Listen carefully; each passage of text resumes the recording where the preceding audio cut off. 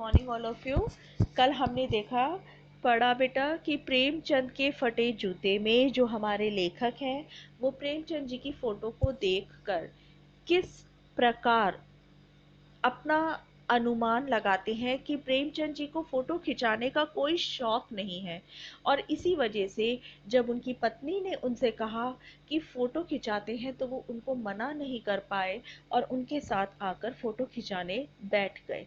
लेकिन प्रेमचंद जी फोटो यानी कि तस्वीर के महत्व को जानते ही नहीं हैं, इसीलिए ना तो उन्होंने कोई अच्छा कोट पहना और फटे जूतों में ही उन्होंने अपनी फोटो को खिंचवा लिया।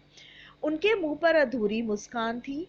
जब फोटोग्राफर ने रेडी प्लीज कहा, स्माइल प्लीज कहा, तो उनके मुंह पर अभी मुस्कान आ ही रही थी कि इतनी देर में फोटो खिंच गई और फोटोग्राफर ने थैंक यू भी बोल दिया।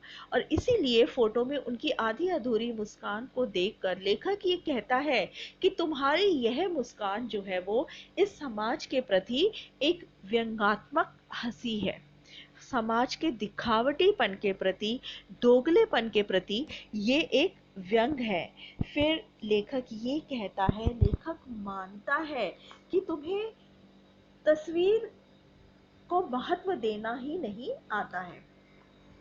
यहाँ पर लेखक यह भी कहता है कि टोपी जो है वो सस्ती मिलती है, यानी कि टोपी अगर 8 आने में मिल जाती है तो जूता उस जमाने में 5 रुपए का मिला करता था।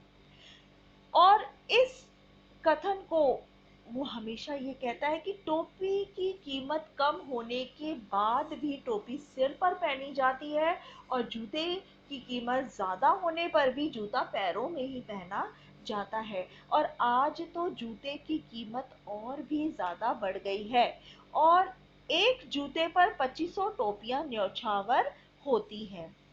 तुम भी जूते और टोपी के बीच के जो मूल्य है उसके बीच में तुम फंसकर रह गए हो, उसके मूल्य के मारे हो।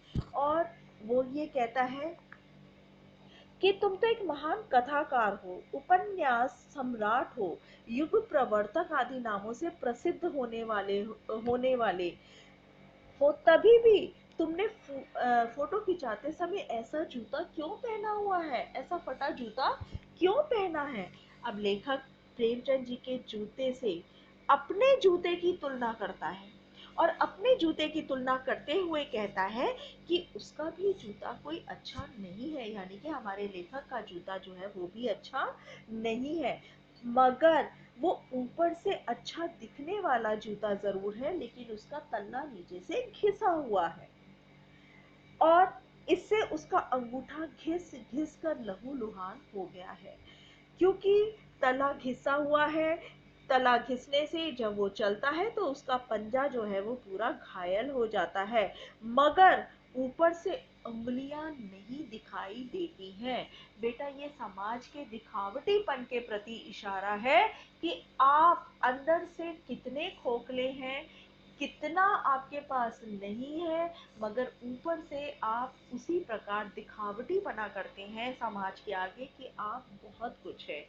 और लेकिन लेखक जो एक सादगीपूर्ण जीवन जीता था, जो एक सच्चाई के बल पर अपना जीवन जीता था, वो ऊपर से दिखाता था कि ऊपर से उसका जूता फटा हुआ है, उसने उसको ढकने की कोशिश नहीं करी, उसने जूता फटा ही रहने दिया क्योंकि वो दिखावटीपन में विश्वास नहीं रखता था। लेकिन उसका जो पंजा था वो सुरक्षित था।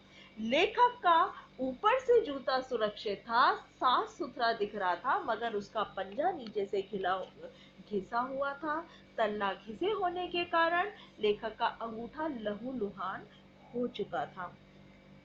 अब वो कहता है लेखक कि मेरी अंगुली तो ढकी है पर पंजा जो है वो घिस रहा है।